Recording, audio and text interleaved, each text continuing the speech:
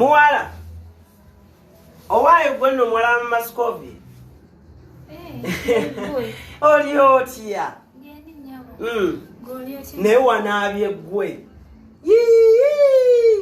Ng'olinganga atayagala naku abaana bajja mu byalo temunaaba nakunaaba. Ikanda enviiri. Mama Scovia oli otya.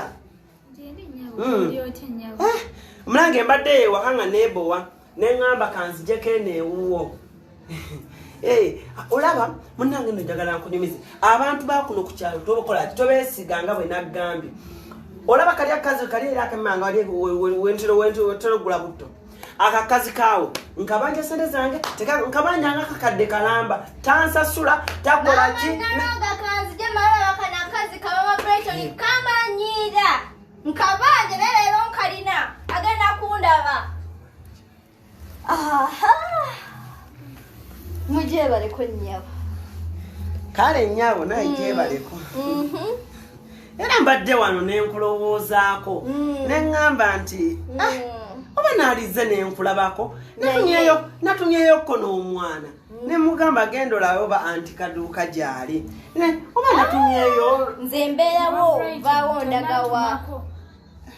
nvaawo ndagawa mbeerawo wange oba waggule mba nkola najja ku kibuga kukola ssente. Abaana bali batya? Sizze ku mukyalo okoze ettama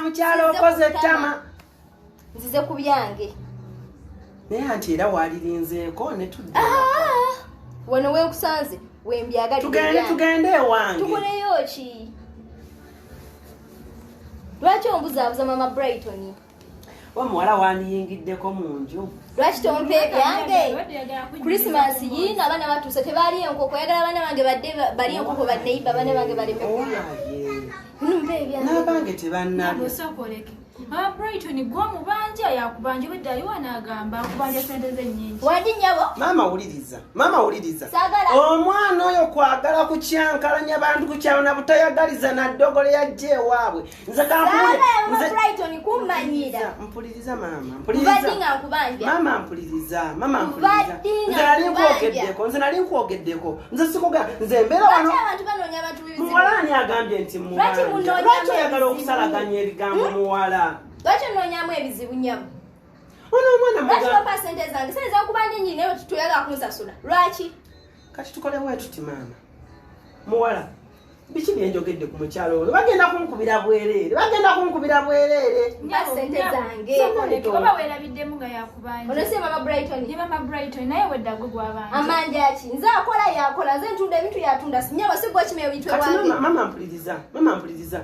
Munnange kati wallahi billahi tallahi sagala kuliza njagala sente za olaba zino bali kunsasula nawe nsasula mbaya singa bitabo tebiwera mwe muli bagaga mwe muli nawo kyekyaggano kerokola obera mu lugambo mpa sente zange siva kati tukole bwetuti mama tukole bwetuti ennaku z'omwezi nga 22 ngenda kubekukiriza sijja kukola kwolwo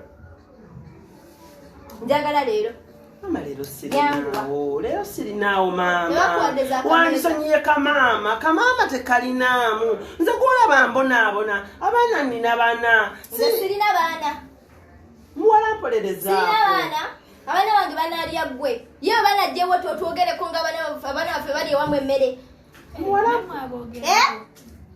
kati mama tukole bwetuti mpaayo kale ennaku nnya ngenda kuba nkukiriyalinze naku nnya lumu 2 3 nnya wallahi billahi tallahi nze olaba nze omukwano gwange nze saagala gusatulukukeze naawe nze sente nina lwakuba kale ennaku nnya maama nnya bwezitawera nnyo okola ki maama era ng'oddamu obanja saagala bbanja ntwala bya mu nju kale nnya nnya bwe sasula nnya ng'ojja otwala akatebe kange ak'omu nju ng'omujulizi nakumeka niya abadde azirabidde wangi kati zimpe sente zange nya wallahi ziyinza n'okuba 2 lumu nedda nnya zibeere nnya omanyi Mama Brighton okyankalanya ku kyalo kuno bizinesi yange nagitandikawo ya kikazi temuli kumi kya musajja kyonna kaakati gwe nnya bwojja bwe bwatosobola sasula kale maama nya nzirinze nnya ziwere nga tonakunsasula omanyi Mama Brighton wepankapankano nga yo mwina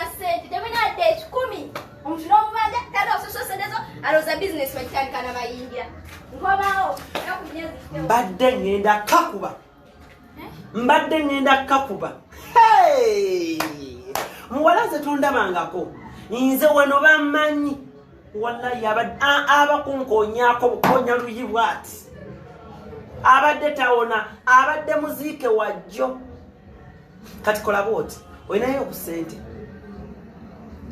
ma Brighton wagambye olina ssente nnyingi nnyo n'ogamba abantu goba banja kale kangene nkebere onviridde ma Brighton tunaddamu gwenno naawe kati mama Scovia bw'akomawo nze nkulayirira amazima toyinza kusigalawo balina okukukoba ngenda kukulemesaawo ngenda